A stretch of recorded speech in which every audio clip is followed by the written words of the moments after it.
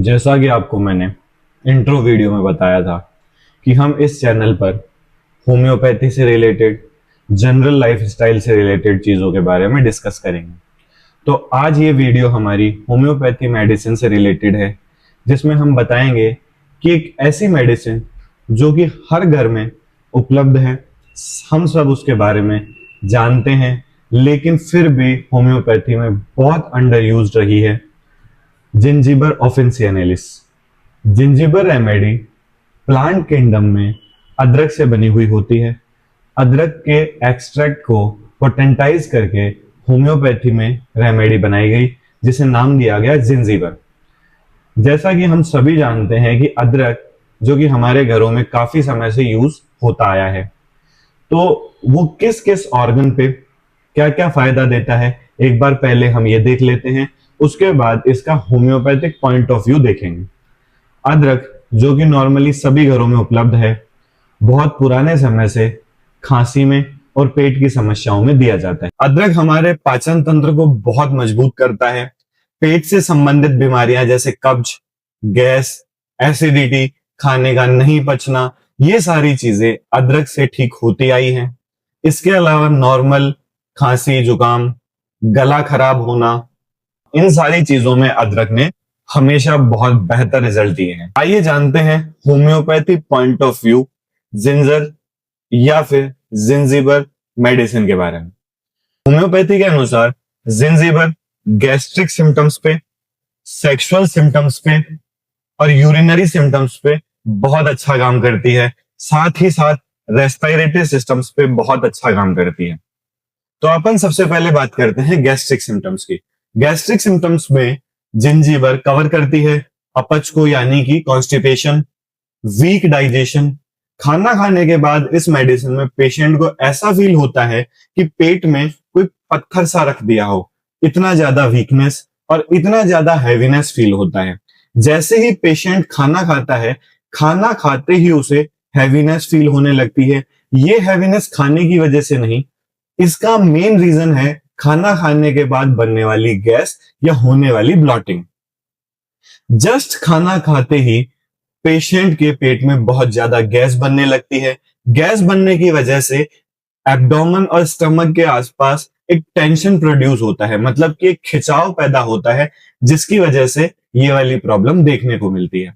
Zingiber में काफी किताबों में ये मेंशन किया गया है कि just after eating due to weakness of the stomach की वीकनेस के हिसाब से इतनी ज्यादा गैस बनना, ये जिंजीबर का कीनोट सिम्टम है।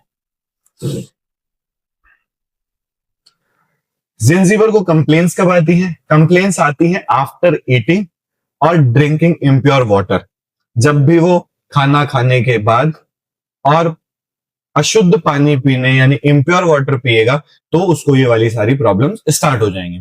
प्रॉब्लम्स में क्या है? नोजिया, वॉमिटिंग, एसिडिटी, पेट में खाना नहीं पचना, बहुत ज्यादा फ्लैचुलेंस क्रिएट होना, बहुत ज्यादा इरिटेशंस क्रिएट होना, ये सारी चीजें जिंजीबर कवर करता है। दूसरा आता है कि प्रेगनेंसी के टाइम पे मॉर्निंग में जो उबाक आती है, यानी जो मॉर्निंग सिकनेस होती है।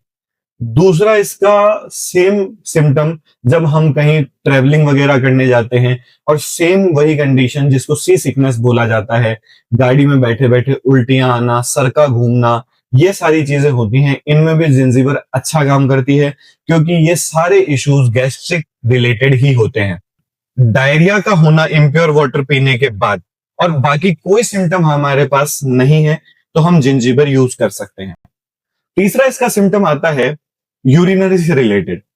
यूरिन में स्टिंगिंग पेन यानी चुभन वाला पेन होना, बर्निंग यानी जलन होना ऑरिफाइस के अंदर, यानी कि पेशाब मार्ग के इर्द गिर्द जलन या चुभन जैसा सेंसेशन होना, फ्रीक्वेंटली बार बार यूरिन जाना, यूरिन पास करने के बाद भी ड्रॉप ड्रॉप यूरिन का गिरना, यूरिन का नेचर थिक, टर्बिड और फाउल स्मेल के साथ आना यूरिन, ये सारे सिम्टम मार्क्ड होते हैं जिंजीबर में।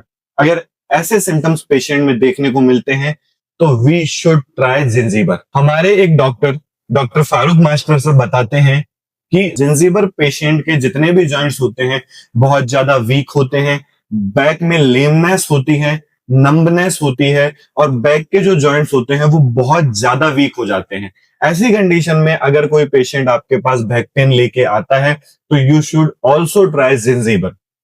अब अपन लास्ट बात करते हैं इसके रेस्पिरेशन की। रेस्पिरेशन में अदरक ने हमेशा से बहुत अच्छा काम किया है, वैसे ही जिंजीबर भी बहुत अच्छा काम करती है।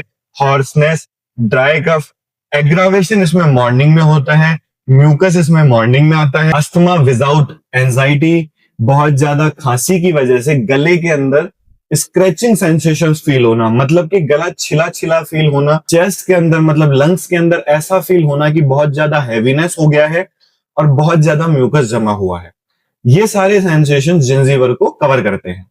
ठीक है, अब अपन एक केस की बात करते हैं। Recently a female patient came to my clinic and told me कि डॉक्टर साहब बहुत ज्यादा गैस बनने लगी है। तो मैंने कहा कब बनती है? कि उनका टाइमिंग था खाना खाने के बाद। खाना खाने के बाद गैस का बनना, बिल्कुल पेट का हैवी हो जाना, टेंस हो जाना, अगर टच करके देखते हैं तो प्रॉपरली सेंसेशन फील होना कि बहुत ज्यादा टेंशन, बहुत ज्यादा तनाव लग रहा है। इसके अलावा कोई भी अच्छा सिम्टम हमें नहीं मिला। According to homoeopathic physician, thrust, thermal जैसी कोई भी चीज हमें नहीं मिली, तो मैंने उनको दी जिंजीबर 200। देन मिरेकली 7 डेज के बाद जब वो फॉलोअप के लिए आए तो शी वॉज टोल्ड मी कि मेरी गैस में 50% से ज्यादा रिलीफ है, अब खाना खाने के बाद उतनी टेंशन नहीं होती है। तो जिंजीबर के रिजल्ट चमत्कार दिखाते हैं, चमत्कार। तो नेक्स्ट टाइम जब भी आपके क्लिनिक पे ऐसा कुछ हो, यू शुड ट्राई जिंजीबर। अब कुछ लोग सोच रहे होंगे कि अपन ने जिंजीबर के अलावा नक्स वोमिका है, लाइकोपोडियम है, कार्बोवेज है जैसी मेडिसिन क्यों नहीं यूज की। बाकी वो गैस के लिए, जीआईटी के लिए बहुत बढ़िया बढ़िया मेडिसिन है। नक्स वोमिका अपने आप में बहुत अच्छी मेडिसिन है। तो इनका कंपैरिजन देखते हैं। जब हम जिंजीबर और नक्स वोमिका में कंपैरिजन करते हैं तो नक्स वोमिका का जो पेशेंट होता है वो ओवर सेंसिटिव और इरिटेबल होता है। मतलब कि पेशेंट का मेंटल कंडीशन सेंसिटिव और इरिटेबल होना चाहिए, जो कि जिंजीबर में देखने को नहीं मिलता है। दूसरा, नक्स वोमिका में मेनली आते हैं स्पाज, मरोड़ चलना पेट में, लेकिन जिंजीबर में अपन ने देखा था कि गैस की वजह से एब्डोमेन पे प्रेशर फील होता है। तीसरा रीजन आता है कि नक्स वोमिका में जो गैस बनती है या जो गैस्ट्रिक इश्यूज होते हैं वो over use of alcohol, sedentary lifestyle और ओवर ईटिंग की वजह से होते हैं। जबकि जिंजीबर में जो जीआईटी प्रॉब्लम्स आती हैं वो weakness of the JIT system आती है। दूसरी हमारी मेडिसिन आती है लाइकोपोडियम। लाइकोपोडियम में ब्लोटिंग बहुत बहुत ज्यादा मार्क्ड है, excessive bloating with little eating. थोड़ा सा भी खाएगा तो पेट में बहुत ज्यादा ब्लोटिंग होने लग जाएगी। दूसरी तरफ जिंजीबर है जो कि खाना कंप्लीट होने के बाद ब्लोटिंग प्रोड्यूस करता है। लाइकोपोडियम राइट साइडेड मेडिसिन है तो उसके सारे के सारे जो सिम्टम्स होंगे वो राइट साइडेड होंगे, जबकि जिंजीबर में कोई भी साइड ज्यादा मार्क्ड नहीं है। इसके बाद आती है कार्बोवेज। कार्बोवेज में मेनली मार्क्ड है इरेक्टेशंस, वो भी कोलैप्स के साथ। जब कोलैप्स का कोई केस होता है और उसके साथ जीआईटी सिम्टम्स आते हैं तो वी शुड ट्राई कार्बोवेज। लेकिन जिंजीबर केवल और केवल यूज की जाती है weakness of the JIT system, खाना नहीं पच रहा है।